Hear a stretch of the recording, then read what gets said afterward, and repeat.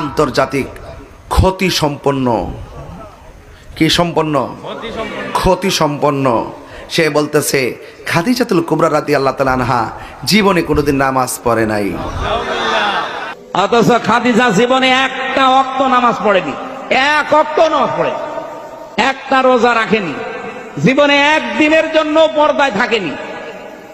বলেন, তার পুরা জীবন আমি পড়ে দেখেছি, জীবনে কোনোদিন তিনি পর্দায় ছিলেন না, নামাজ পড়লেন না, রোজা রাখলেন না, হজ করলেন না, যাকাতও দেননি, পর্দায়ও নেই।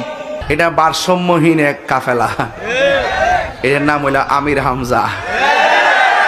কয়েকদিন আগে ধরছিলাম নবীর সাংবাদিক হওয়ার কারণে, ধরা পরে কয়দিন পরে মাপ চাইছে? 3 দিন পরে। কয় আমার ভুল হয়েছে, আমি তাহাজ্জুদ নামাজ পড়ে আল্লাহর কাছে তওবা করছি।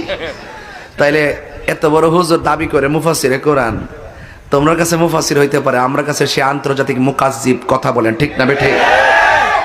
এই খাদিজাতুল কুবরা রাদিয়াল্লাহু তাআলা আনহা, তিনি এমন খাদিজাতুল কুবরা যিনি দিনের জন্য সব সম্পদ এমন একটি মুহূর্তে দিনের জন্য ব্যয় করেছেন, তখন আমাদের দিনের বড় সংকট ছিল। ওই মুহূর্তে আমার রাসূলুল্লাহর সুখ এবং দুঃখের সাথী।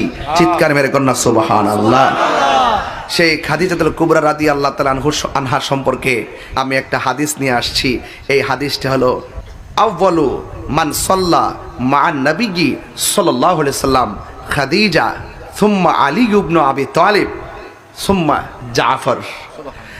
রাসূল করিম সাল্লাল্লাহু আলাইহি সাল্লামের সাথে সর্বপ্রথম নামাজ পড়েছেন তিনি কে? তিনি হলেন খাদিজাতুল কুবরা রাদিয়াল্লাহু তাআলা আনহা। সুবহানাল্লাহ।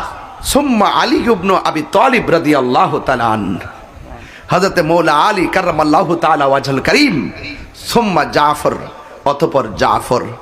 আর সেই ব্যক্তি বলতেছে মা খাদিজাতুল কুবরা রাদিয়াল্লাহু তাআলা আনহা জীবনে নাকি নামাজ পড়ে নাই।